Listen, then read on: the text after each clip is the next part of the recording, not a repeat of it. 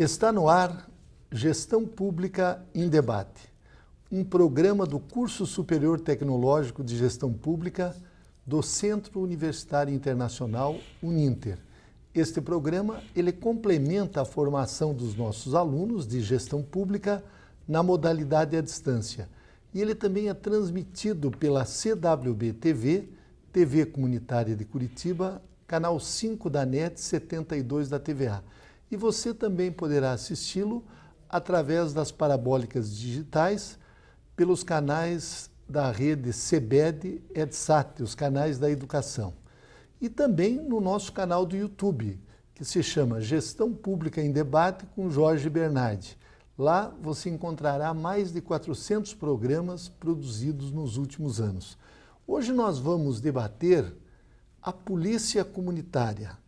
E para isso nós convidamos o capitão Costa e Silva, o capitão Severino da Costa e Silva, é reformado da Polícia Militar aqui do estado do Paraná.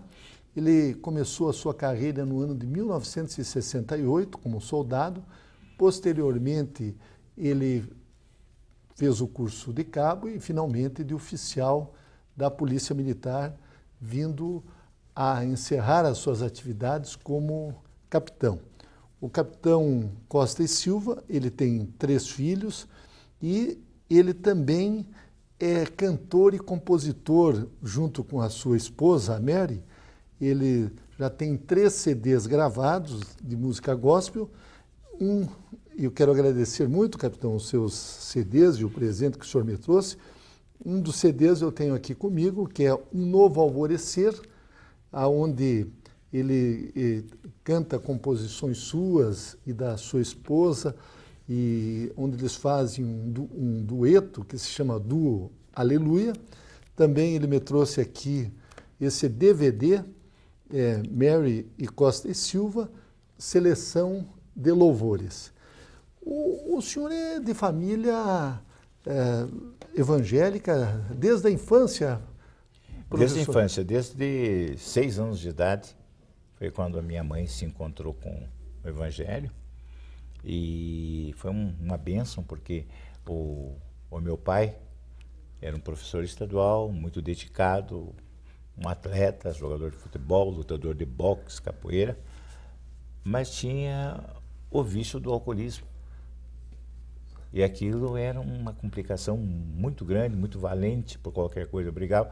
Aí a minha mãe encontrou com o Evangelho e começamos a interceder. Um ano depois, meu pai se abraçou com o Evangelho, deixou aquelas práticas contrárias à vontade de Deus e se tornou totalmente diferente. Aquele que era um problema até para a polícia, para a segurança, atuou muito tempo como suplente de delegado na cidade de Irati. O senhor nasceu em Irati, então? O senhor é dessa região? Eu sou da região.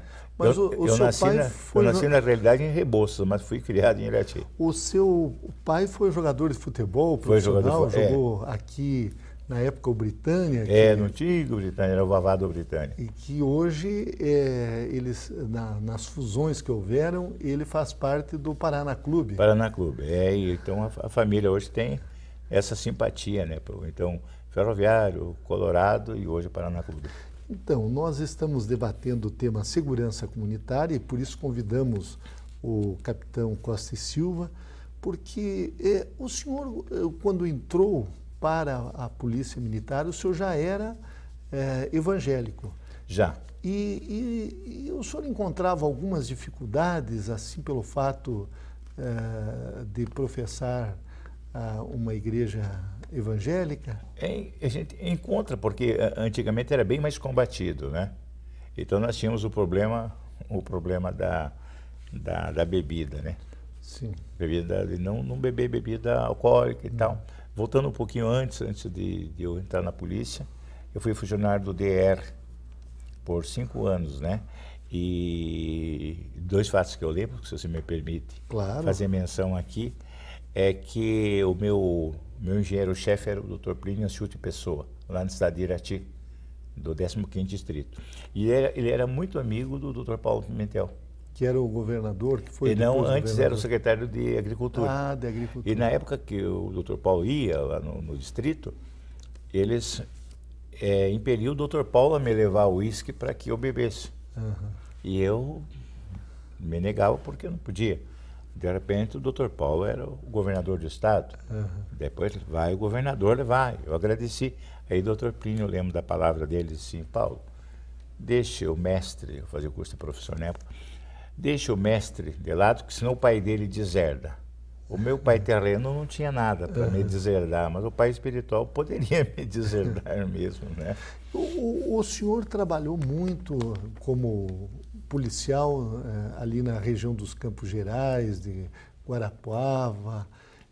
Naquela época era um período difícil, havia muitos jagunços, muitos pistoleiros. O senhor enfrentou tudo isso? Nós tivemos algumas situações lá quando eu era oficial operacional, e ali nós tínhamos um efetivo muito pequeno, mas nós porque eu digo, nós precisamos nos adaptar juntamente com o povo, né? E como eu fui eu me aproximava do povo porque, analisando bem, até hoje quando você vê a solução de um problema, é uma informação anônima que chega até os órgãos policiais. Então, quer dizer com isso, o povo sabe das coisas, ele sabe o que está acontecendo, a necessidade de que ele confie.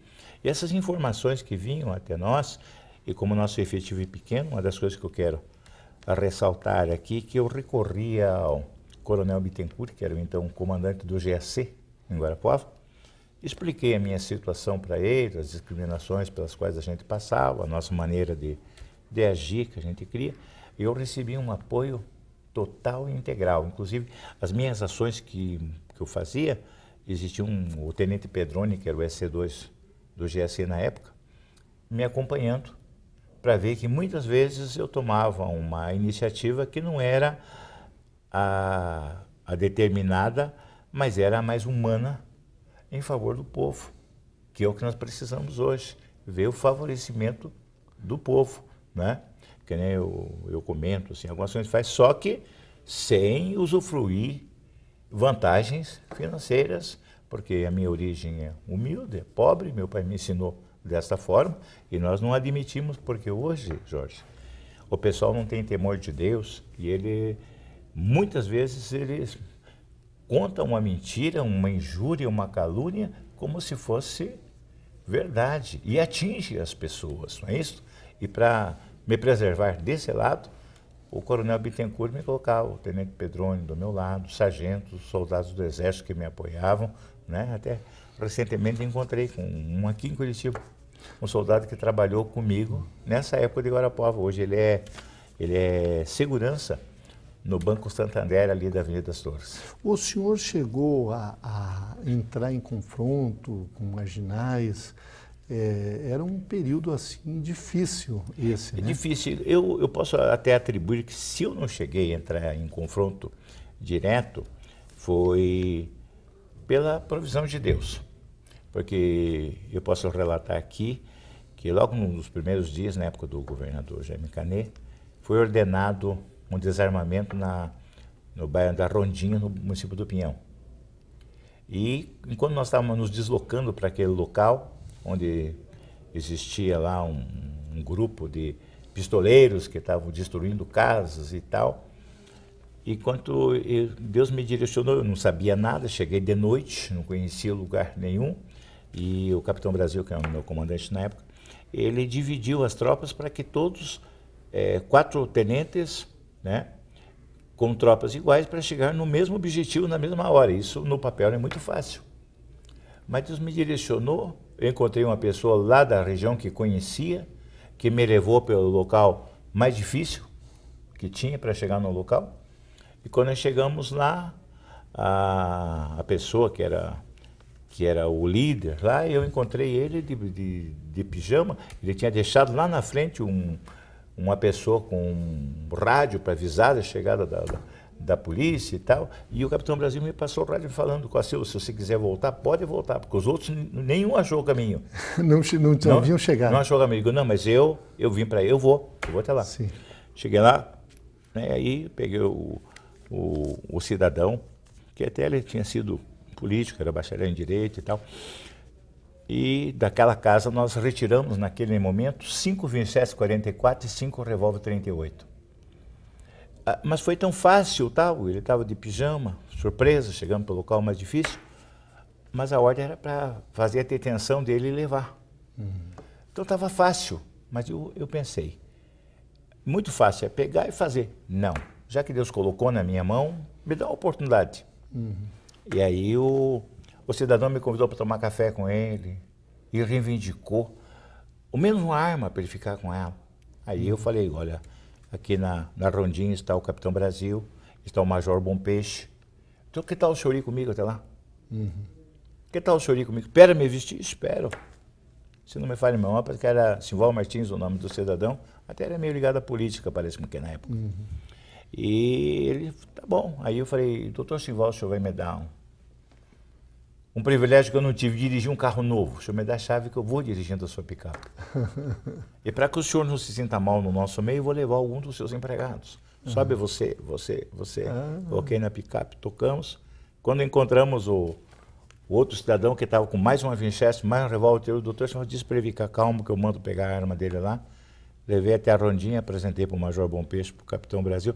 Até na hora que eu saí para o lado de fora, chegou o Capitão Birajara Farias da Costa, com todo o resto da tropa em cima do caminhão. Mas ele não precisava mais. O senhor já tinha resolvido. Apresentei lá para o Capitão Brasil, para o Major Bom Peixe, e fui até a viatura que eu estava a agradecer a Deus por não haver necessidade. Mas, por outro lado, também, algumas vezes, algumas ações nossas lá no Pinhão, na volta, tiros atrás do meu carro, né? Cheguei a ver o estrago no meu Maverick, lá em Guarapuava só, né? Os buracos. Agora, Capitão Costa e Silva, os dias que nós estamos vivendo, principalmente nas grandes cidades, eles são mais violentos do que na época que o senhor atuou, porque a gente vê notícias, ouve, mesmo aqui em Curitiba, não apenas em São Paulo, no Rio, mas muitas execuções, isso tudo parece que tem a questão da droga por trás. Como é que o senhor vê a questão da segurança atualmente? Atualmente, houve uma defasagem de investimento em segurança. E o pessoal tem aquilo de querer modernizar. E em segurança não existe modernização. Pode ser aplicar uma arma mais atualizada e tal, mas o que produz a segurança é a presença do policial ali. Então hoje, o que acontece? Não existe a presença do policial, porque é mais cômodo não fazer aquelas ações que nós realizávamos no passado, é mais cômodo, vai se integrar mais fora, mais tranquilo. Hoje existem empresas que realizam determinadas coisas, mas de repente, esses dias até eu presenciei na televisão, um segurança que ele, no cumprimento do seu dever, foi para cima do assaltante e morreu porque ele estava desarmado. Quer dizer, ele não estava preparado para aquele... Não estava, mas como é que a pessoa vai exercer segurança desarmado? Mas de repente eu dou uma olhadinha ali para uns meses atrás, quando eu fui renovar o meu porte de arma, que eu tive que fazer psicotécnico para fazer essa, com a idade que eu tenho, com tudo que eu já, o acervo que eu tenho dentro da Polícia Militar.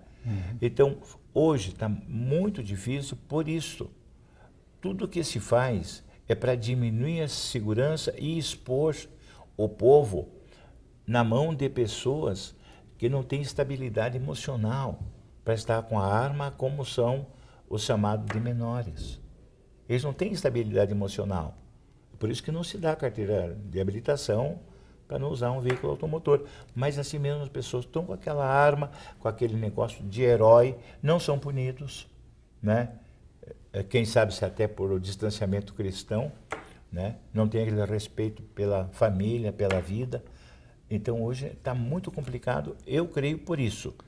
O senhor trabalhou em pequenas cidades do interior e também na capital, mas em lugares menores, o policial ele é uma pessoa conhecida, a segurança é podemos assim dizer, comunitária. A população informa, tem as informações, auxilia. Como é que é essa situação?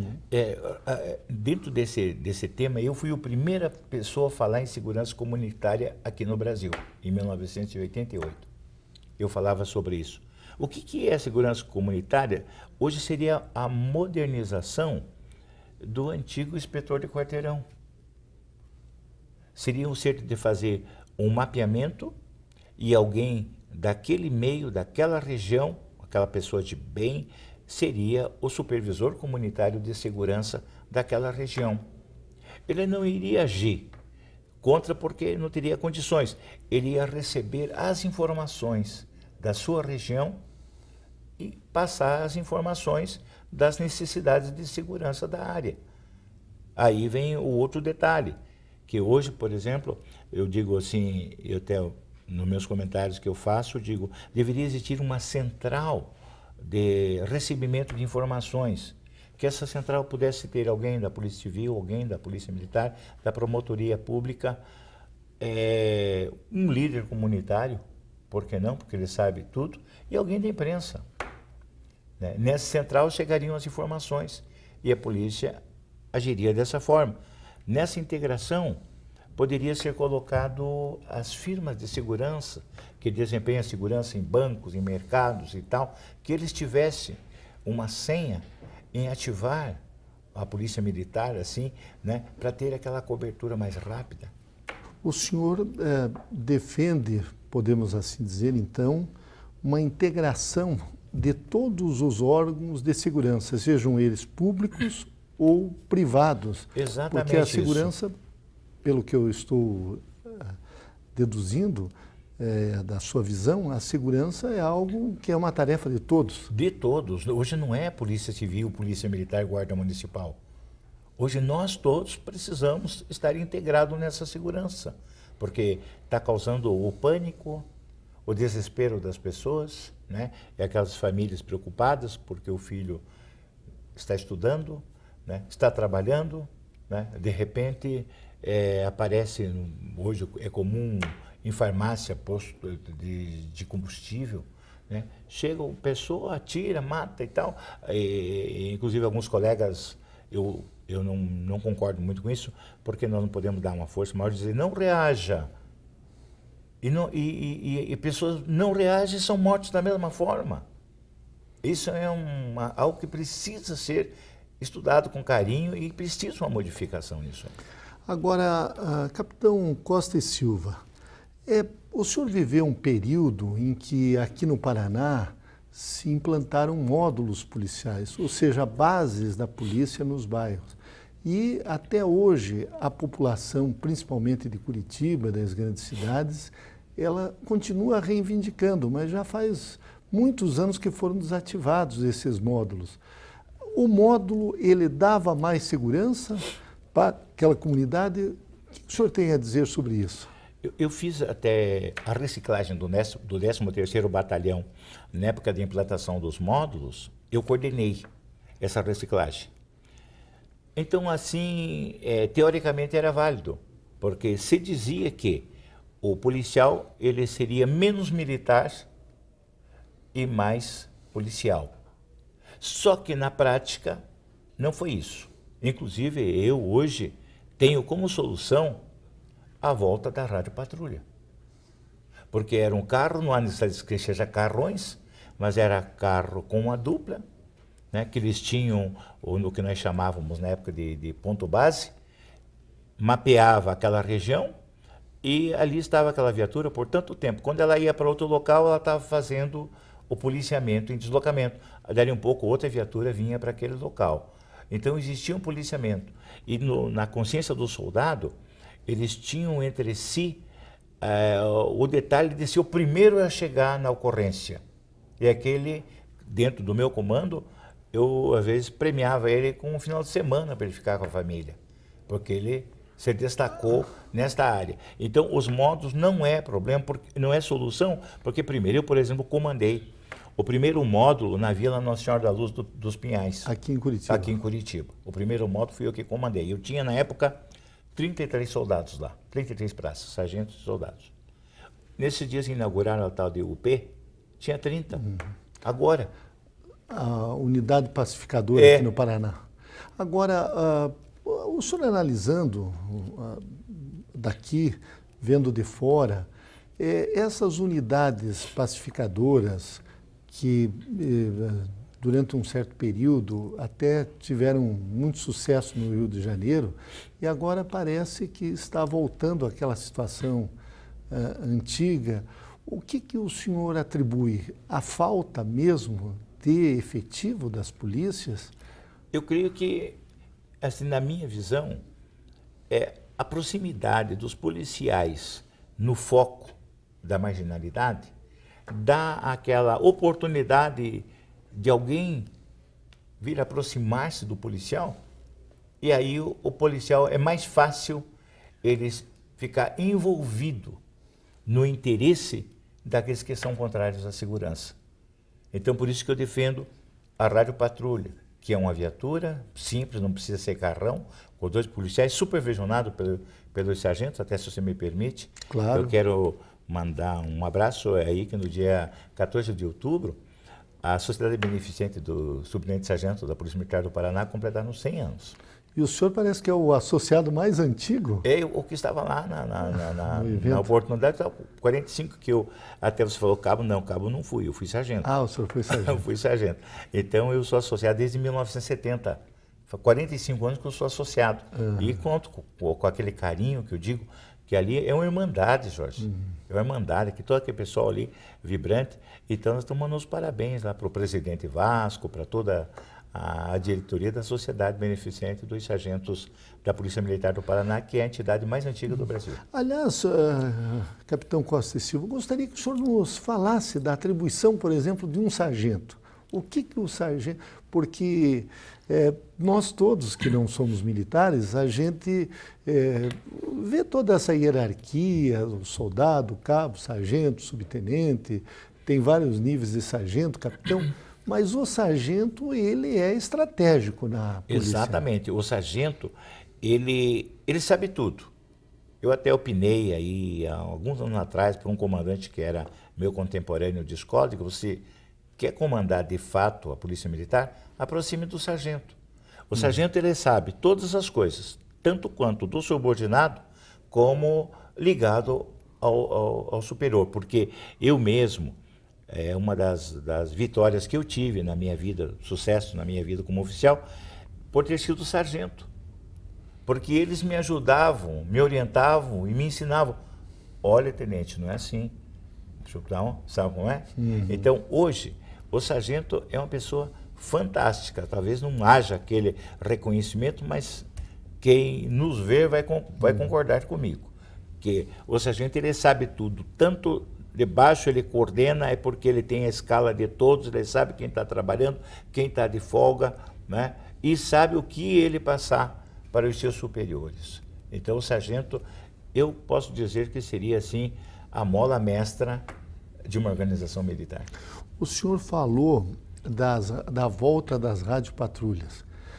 Nós observamos que em vários países, principalmente nos Estados Unidos, ainda há muito desse patrulhamento motorizado.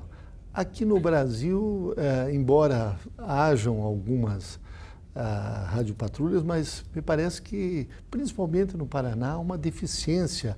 O efetivo não aumentou o suficiente de acordo com o crescimento populacional? Eu não creio, é o que no momento... Eu não posso assim dizer porque eu estou um pouco distanciado, mas eu quero crer que existe um efetivo suficiente, porque se na época nós tínhamos esse, agora o que eu vejo hoje, como se falou aí, em módulos móveis, que é o termo hoje, aquele carrão fica parado em determinado lugar, só que precisa alguém ficar cuidando dele. Quer dizer, ele tem que ser protegido. Ele precisa ser protegido. Ao invés de proteger a população. Então, não, por isso que eu digo, a Rádio Patrulha era um carro simples, no meu caso, na época era Volks, Belina, Brasília, né? Não precisa ser carrão, mas o pessoal carece da presença do policial militar nas proximidades. Então, o módulo era um local bacana, tal, mas tinha que ficar alguém cuidando do módulo. No meu caso, quando eu comandava lá a Vila Nossa Senhora da Luz. Então, eu trabalhei lá e tal, ficou naquilo, mas como nós vínhamos da Rádio Patrulha para o módulo, eu vi que não era isso. Então, se fosse colocar o módulo, que continuasse a Rádio Patrulha. E hoje, se analisar friamente, você vai ver que se voltasse a Rádio Patrulha, nós teríamos o policiamento mais próximo, mais perto de nós, as viaturas no deslocamento estariam encontrando o pessoal e não havia o meio, como nós falamos agora da UP, de ficar próximo do marginal e dali um dia estar até alienado até ao próprio marginal que o cerca. Então, o que o senhor sugeriria de medidas que poderiam ser tomadas no sentido de melhorar a segurança, principalmente dentro dessa ótica da segurança comunitária, capitão? Primeiro nós precisávamos ganhar a confiança do povo para que nós pudéssemos saber o que realmente está acontecendo. A outra coisa, o batalhão de controle de tráfego, o batalhão de trânsito. Eu trabalhei muito tempo lá. Eu lembro de uma vez que nos trocando ideia com um coronel e conversávamos como assim. E eu falei das blitz que nós realizávamos. Nós realizávamos blitz que começavam em São José dos Pinhais e vinha até o centro de Curitiba. Olhando por aquele lado de que hoje os marginais estão se deslocando ou com moto roubada ou com carro roubado, então precisaria essas blitz serem ativadas dessa forma. O batalhão de trânsito, juntamente com o pelotão de choque, com arma pesada, né? A divulgação da imprensa de que a pessoa que não tem problema não precisa fugir da polícia, porque fugiu a interpretação, né? E se tem uma arma pesada, ele vai sofrer o dano. Se ele está em deslocamento, ele não vai acertar no pneu, que seria o objetivo, mas naquele deslocamento. Então, essa blitz, né? Juntamente o batalhão de trânsito, agindo até talvez junto com a delegacia de furto de veículos, né? Para prender as motos roubadas, os veículos roubados, né? Porque o pessoal só age dessa forma.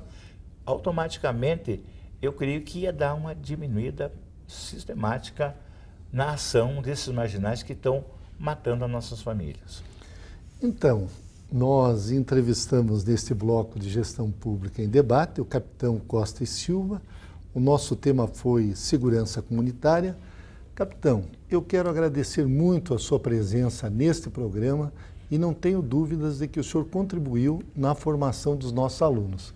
Muito obrigado, capitão. Eu que agradeço, né, essa oportunidade e juntamente com os alunos, né, que têm essa mente privilegiada, né, que haja aquela evolução que nós precisamos, né, com conhecimento, com técnica, para que nós venhamos obter a segurança que nós ansiamos.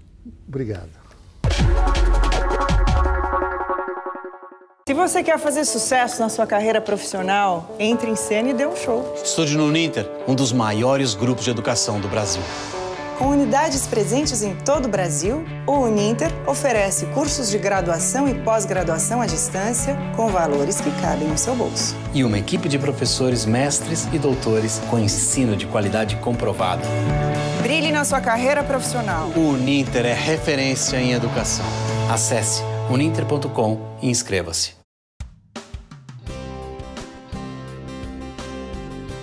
Você vai conhecer agora uma experiência educacional inovadora e revolucionária que abre uma nova perspectiva de oportunidades na construção de um novo paradigma educacional pós-moderno. Bem-vindos ao Grupo Educacional Uninter, uma corporação pioneira, repleta de inovações e grandes oportunidades. Com sede em Curitiba, uma das melhores cidades brasileiras, o Grupo Educacional Uninter possui 5 campi presenciais e 4 unidades corporativas. Está presente em todos os estados brasileiros. São mais de 450 polos de apoio presencial.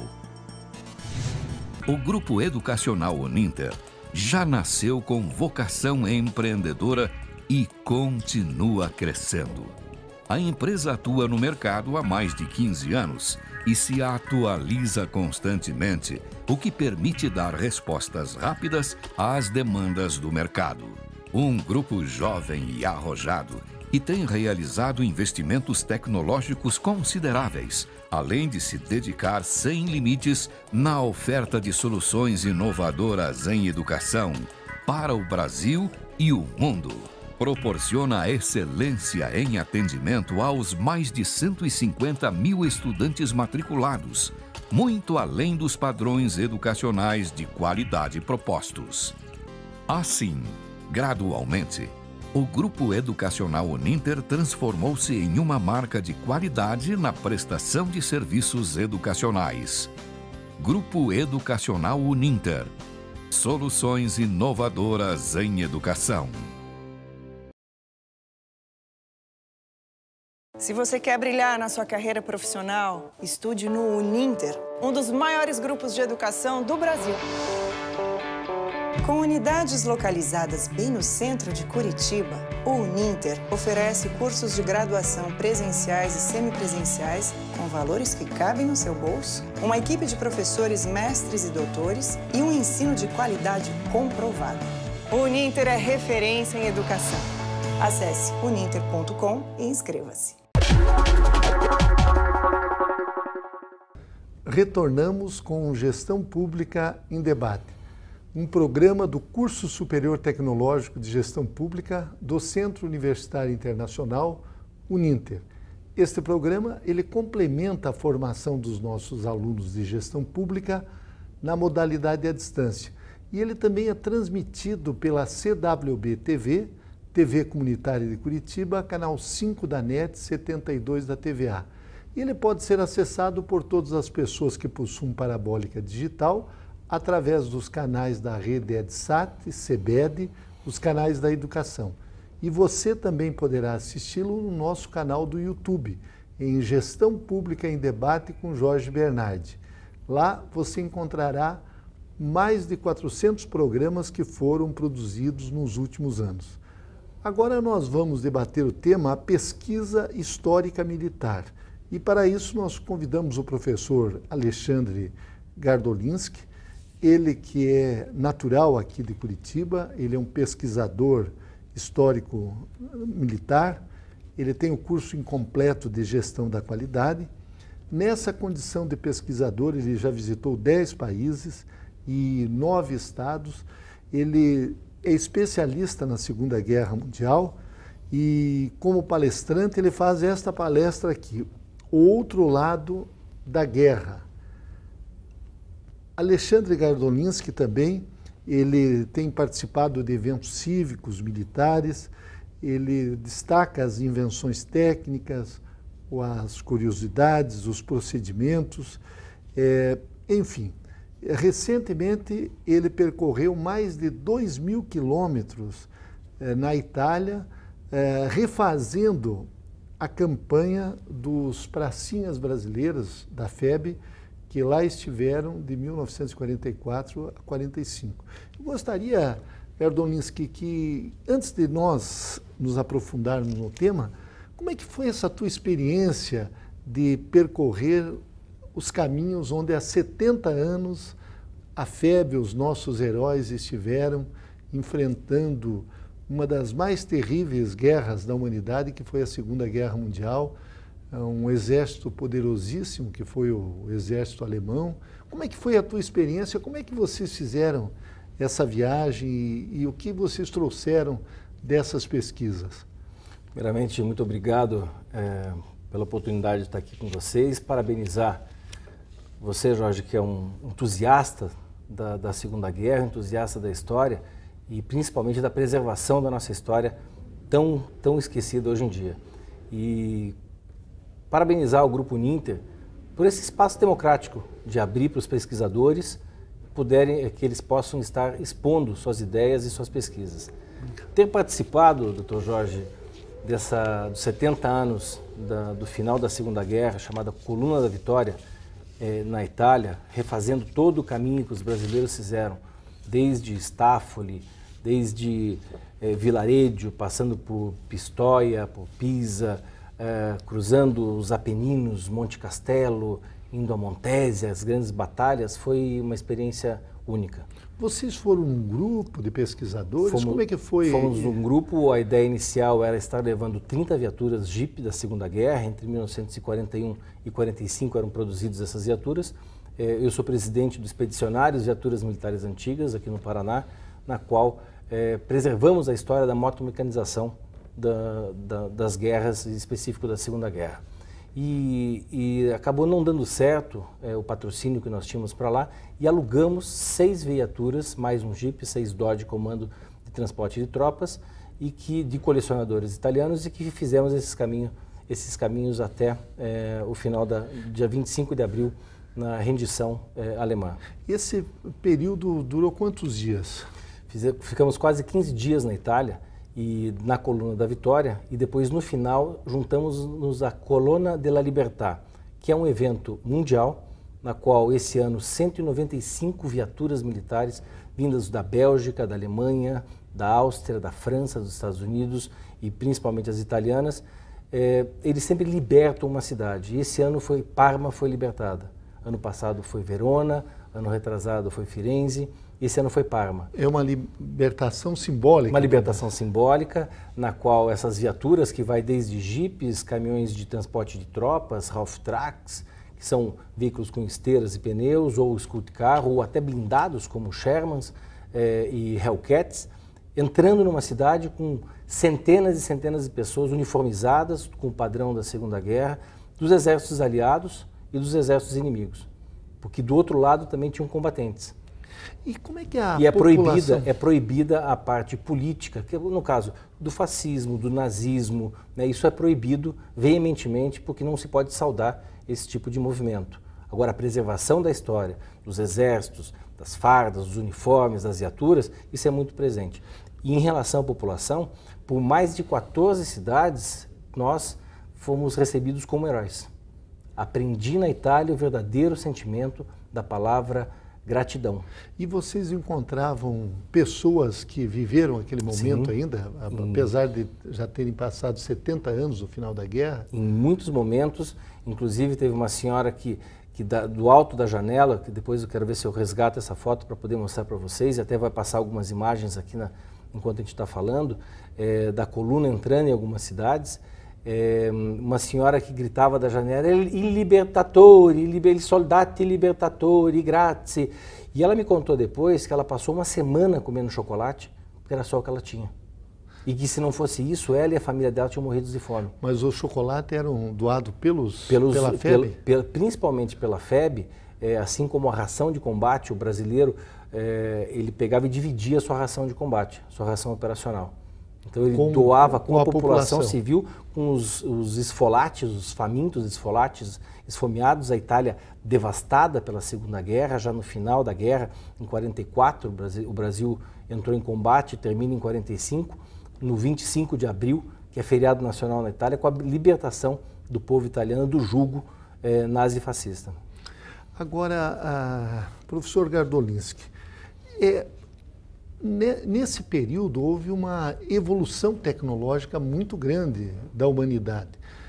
Vocês colecionam veículos militares, mas a evolução foi desde dos automóveis mesmo. O Jeep parece que surgiu na Segunda Guerra, foi uma invenção para facilitar a locomoção de tropas, até os radares, né, que começaram a ser utilizados a partir desse período. Eu gostaria que você abordasse um pouco dessa evolução que aconteceu num período trágico da humanidade, que foi a Segunda Guerra. É verdade, eu estou escrevendo um livro já há algum tempo, e o mais estranho é você fazer palestras sobre um livro que não existe ainda.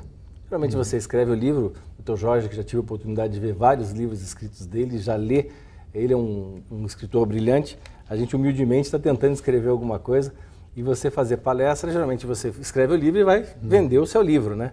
Então, eu ainda não tenho ele pronto. Mas como eu já fiz mais de 25 palestras sobre o assunto, tanto o livro como a palestra é um resgate à memória de todos aqueles que involuntariamente sofreram para que nós pudéssemos ter uma qualidade de vida melhor. Então, no caso do Jeep, fizemos há 10 dias um evento numa concessionária Jeep, da marca Jeep, e levamos as viaturas da Segunda Guerra com os Jeeps 2015. Então, eram veículos de 70 anos separados pelo tempo. Mas esses Jeeps, na época, eles eram fabricados nos Estados Unidos. Depois, os que vieram para o Brasil, me parece que eram de origem francesa. Não, americana. Americana vem só na final da década de 50 para o Brasil. Eles são produzidos do período de 41, né, com o protótipo já de 41, que é um Bantam. Inclusive, trouxemos esse veículo para Curitiba. Nós temos um dos associados nossos do EVMA. Ele tem o único veículo Bantam da América Latina. E foram muitos Jeeps que foram produzidos durante eu acho que 1,5 milhão de Jeeps, né, no total do período de 41 a 45. E no 45 ele já começa a sair um Jeep agrícola, né, porque como ele vencia qualquer terreno, então, mas originalmente, em boa parte deles, ele sai com uma metralhadora .30 em cima. Tinha um veículo de observação, de localização, de reconhecimento. E hoje, que era um veículo para matar. Né? Em últimos casos, você vai matar com aquela metralhadora. E hoje, você pega, por exemplo, o Morro do Baú, quando desabou em Santa Catarina há quase 5 anos, mais de 300 Jeeps, os Jeep Clubes da região de Santa Catarina e do Paraná, se juntaram para levar médicos, levar oxigênio, alimentos e soro para a população carente que precisava tão desesperadamente, que é o único veículo que transportava e transpunha esses obstáculos. Mas falando de invenções, a gente pode falar de um avião a jato, desenvolvido já no final da Segunda Guerra, que entra em operação, uma máquina perfeita de matar, na qual ele servia para metralhar mais rápido, jogar bomba mais rápido e matar mais rápido. Hoje, esse mesmo avião a jato serve para trazer o coração de uma criança que a família sabiamente doou, trazer o mais rápido para Curitiba, trazer uma criança de São Paulo mais rápido e fazer o transplante e salvar essa vida. Ou até um bote inflável, desenvolvido pela Zephyr, paralelamente com a Goodyear, a Zephyr alemã, a Goodyear americana, para transportar tropas especiais para as margens do rio para matar. Esses botes infláveis hoje servem para resgate, para salvamento, para naufrágio, para lazer, patrulhamento. Então é o outro lado da guerra. Invenções que geralmente foram feitas para o mal, hoje se tornaram coisas boas. E você faz esse tipo de palestra, divulgando. Eu soube que você faz palestra para os militares. Inclusive. É verdade, boa parte delas é para os militares. Eu acabei pesquisando uma área que ninguém no Brasil pesquisa. Até o seu amigo Denison de Oliveira, Sim. da Universidade Federal. Já esteve aqui. Já esteve aqui o Denison? Gosto muito, sou fã dele. Lançando o livro sobre o acordo Brasil-Estados Unidos. Aliança Brasil-Estados Unidos, muito interessante esse livro. Ele esteve lá em casa pesquisando, na minha humilde biblioteca, coloquei à disposição. Ele faz uma citação no prefácio para a gente de agradecimento. Eu que agradeço poder conviver com pessoas como o Jorge, como o Denison, como a doutora Carmen Rigoni, pessoas que entendem da história e sabem o verdadeiro valor das coisas, o verdadeiro valor da história. E o Denison acaba colocando isso com muita maestria no livro dele, né? Aliás, é um trabalho de pós-doutorado. Pós-doutorado. Porque ele é uma pessoa entusiasmada pela Segunda Guerra Mundial. O Denison até acabou me colocando como uma referência nesse assunto, até por questão dos militares que a gente estava comentando. Eu fiz agora, na sexta-feira, uma palestra em Brasília, lá no 32 GAP, no Grupo de Artilharia de Campanha. Há 15 dias tinha feito uma palestra em Belo Horizonte, na reinauguração do Museu da FEB. Aliás, parabéns ao Museu da FEB de Belo Horizonte pela capacidade operacional das coisas. Inclusive estava presente o Major John Byers, o último piloto da Força Aérea Brasileira, que como voluntário participou de 22 missões e ele era oficial de ligação entre o Brasil e o grupo, o 350º grupo de caça americano. Agora, professor Gardolinski, nós estamos vendo que um pouco dessa memória da Segunda Guerra Mundial, ela está se perdendo porque os últimos pracinhas estão nos deixando. Mas ainda tem pessoas como você, como o Denison, que se dispõe a manter viva essa história e fazer com que as novas gerações preservem a memória desses nossos heróis. Como é que surgiu esse desejo de estudar a Segunda Guerra e se dedicar especialmente às viaturas militares? Eu sou sobrinho de um expedicionário, Tadeusz Gardolinski, ex-combatente, primeiro-tenente da FEB, e por coincidência, ou por acaso, por destino, é o expedicionário, irmão do meu pai, que eu menos sei a história. Eu fui diretor do Museu do Expedicionário, sou consultor do Museu da Paz, do museu em Jaraguá. O Museu do Expedicionário aqui de Curitiba. Aqui de Curitiba. Ajudo em outros museus afora pelo mundo, humildemente, no pouco conhecimento que nós temos sobre a área, mas o meu tio é o que eu menos sei, porque muitos desses expedicionários se calaram, não queriam saber da história, até porque foram exonerados, foram demitidos enquanto estavam num navio vindo do Brasil para a Itália. Vargas, o ditador Vargas... Tinham traumas de guerra? Isso, traumas de guerra. O ditador Vargas acaba com a FEB com medo que eles tomassem o poder. Então esses 25 mil homens que regressam das montanhas gélidas da Itália, que nós podemos ver em loco, Monte Castelo, as batalhas de Montese, que ocorreram em Fornovo di Taro, onde teve a rendição alemã, a mais brilhante rendição que existiu, com mais de 20 mil homens, os brasileiros capturando a 148ª Divisão Alemã, de homens extremamente bem treinados que combateram no fronte russo. Os melhores homens do mundo, os melhores soldados do mundo, os brasileiros fizeram se render.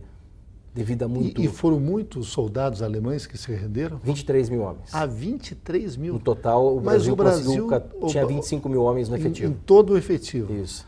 Então, eu estive no local da rendição, em Fornovo di Taro, e que a cidade faz uma reencenação, com veículos da época, as pessoas fardadas, cultuando a sua história, para que as outras gerações jamais esqueçam o que são os horrores da guerra. E a imagem dos brasileiros, principalmente dos pracinhas, como é que é lá na Itália? Olha, é de se emocionar. Chega até a arrepiar só de lembrar da gratidão que o povo italiano tem. Lembro de histórias como a do Frei Orlando, o patrono do Serviço de Assistência Espiritual do Exército Brasileiro, que, indo atender um chamamento no fronte de batalha para dar extrema unção a um soldado que estava ferido, o seu jipe acaba encalhando e um partigiano vai desencalhar esse jipe e acaba disparando o fuzil e pega na barriga do Frei Orlando. Ele morre já no final da Segunda Guerra. Mas Frei Orlando conseguia capturar do rancho um pouco de comida de um lado, um pouco de macarrão do outro, e ele fazia a sopa dos pobres.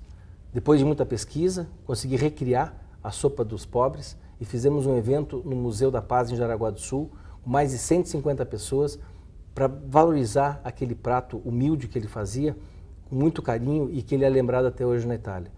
Os brasileiros acolhiam as crianças com o que eles tinham de melhor, com o seu chocolate, com a sua ração, com o seu sorriso, até por causa da língua, da latinidade que existe entre o Brasil e a Itália. Até porque muitos dos soldados brasileiros vinham do Sul, de grande parte de colonização italiana. Então era muito fácil a compreensão, coisa que não acontecia com os ingleses ou com os americanos.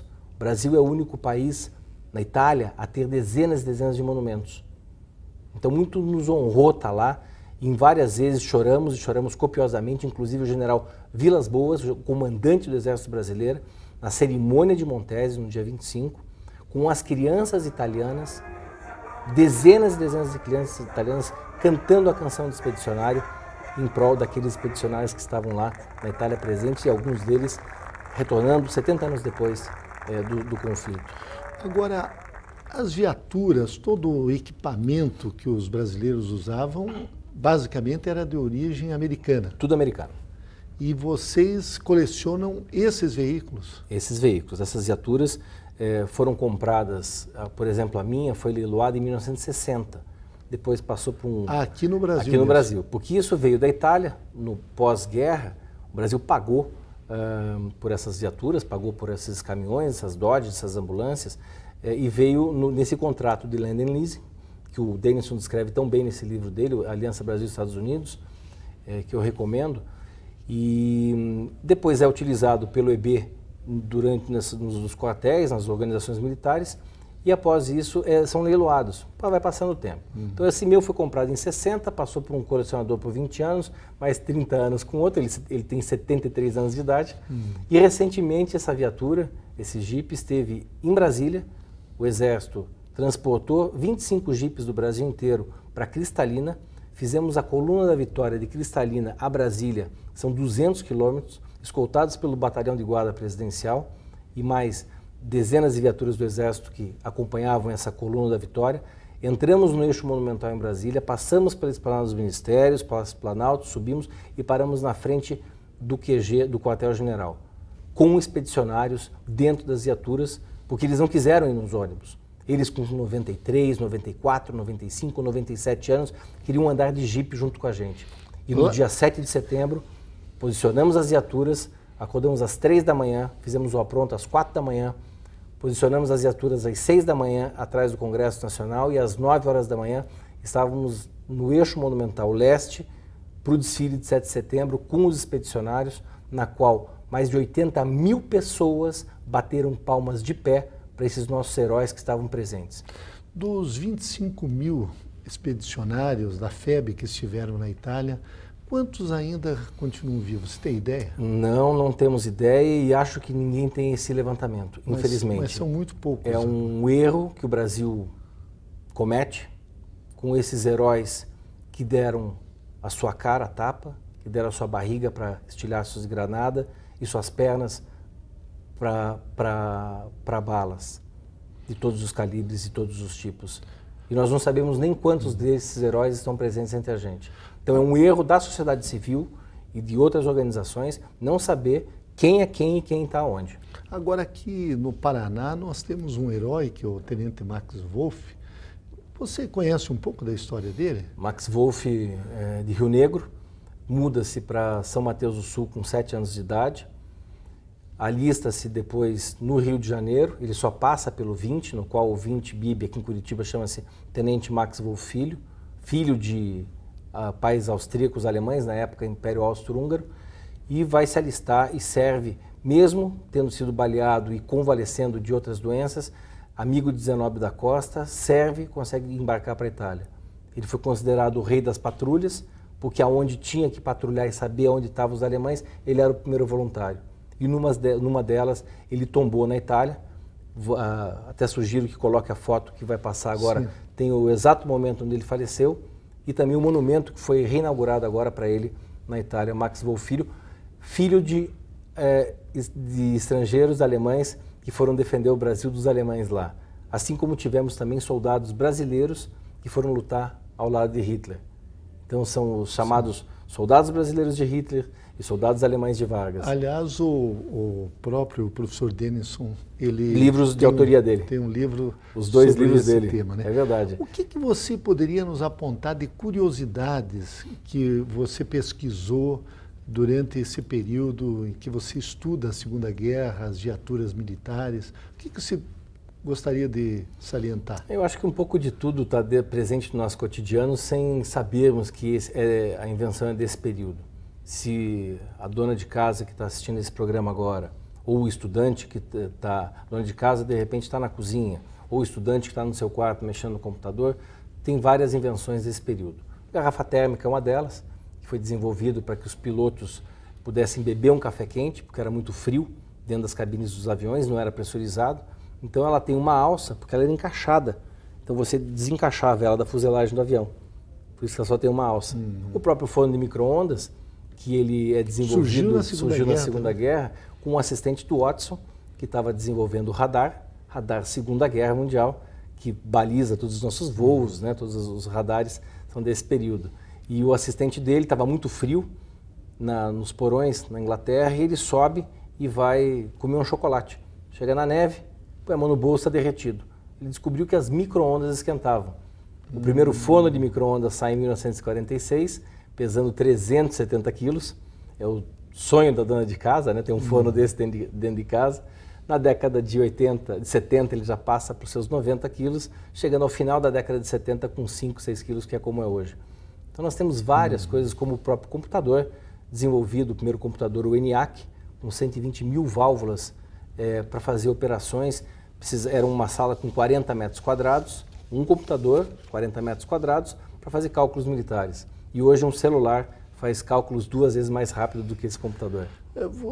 Câmeras hiperbáricas, radar, sonar, profundímetro, ecobatímetro, tudo isso deriva da Segunda Guerra, desse período que eu peguei. Além da bomba atômica também, bomba atômica, né? Que depois foi a utilização da energia nuclear. Claro, para você antigamente tinha que fazer uma lobotomia abrindo um buraco para fazer saber a pressão e medir a pressão intracraniana. Hoje, com a tecnologia nuclear, você faz uma tomografia helicoidal sem precisar abrir nada. Bomba atômica muito trágica, muito trágica. Matou milhares de pessoas, 100 mil em Hiroshima, 100 mil em Nagasaki e mais 100 mil no período das 3, 4 semanas subsequentes à bomba. Mas Hiroshima e Nagasaki, 2 cidades extremamente pobres, atrasadas e que de uma hora para outra são devastadas. Dizia que em 100 anos não nasceria uma folha verde nessas 2 cidades. Hoje são exemplos de modernidade, são cidades extremamente bem conservadas, limpas e principalmente tecnológicas. Então, infelizmente, precisou ter uma destruição para você ter essa renovação. Aliás, falando nisso... Desculpa, doutor, só para ficar bem claro que eu não sou favorável à guerra. Eu sou contra a guerra, só que as guerras existem desde que homem é homem. E no caso dessas 2 cidades, os Estados Unidos jogaram as bombas, que também foi uma coisa muito forte, muito traumática, só que para libertar o Japão, o cálculo que se fazia era bem simples. Os japoneses eles não se rendiam. Ilha a ilha, eles iam combatendo até se matar e matar todos os civis das ilhas. Então, para você invadir as principais ilhas do Japão e tomar o Japão inteiro, iria 1,5 milhão de soldados americanos, 2,5 milhões de soldados japoneses e mais 1,5 milhão de civis. Estamos falando de quase 5 milhões de vítimas. E morreram 300 mil com as bombas. É uma coisa muito fria você fazer essa conta, mas é estatística. Estatística é da Segunda Guerra, bem como logística. Vem dos romanos, mas efetivamente é do dia D. Começa com o transporte das 175 mil pessoas, soldados que desembarcaram no dia D, bem como as suas 50 mil viaturas que foram transportadas em 48 horas por 5 mil barcos, entre navios e barcos de transportes de tropa, assim como os 12 mil aviões que deram apoio para essa operação, que é chamada Operação Overlord, ou dia D, que é o 6 de junho de 1944. Então, nós entrevistamos em Gestão Pública em Debate o professor Alexandre Gardolinski, ele que é pesquisador histórico militar, e o tema foi a pesquisa histórica militar. Professor Gardolinski, eu quero agradecer muito essa sua aula e dizer que eu não tenho dúvidas de que você contribuiu na formação dos nossos alunos. Eu que agradeço, estou à disposição, a gente está lá no Facebook, Alexandre Gardolinski, é só colocar lá no Face, pedir para... eu aceito a solicitação de amizade, vai ser um prazer estar atendendo todos que fizeram assim. Meu e-mail é alexandre@gardolinski.com.br, como está aqui embaixo, posso responder todas as dúvidas e estou à disposição sempre. Muito obrigado. Obrigado.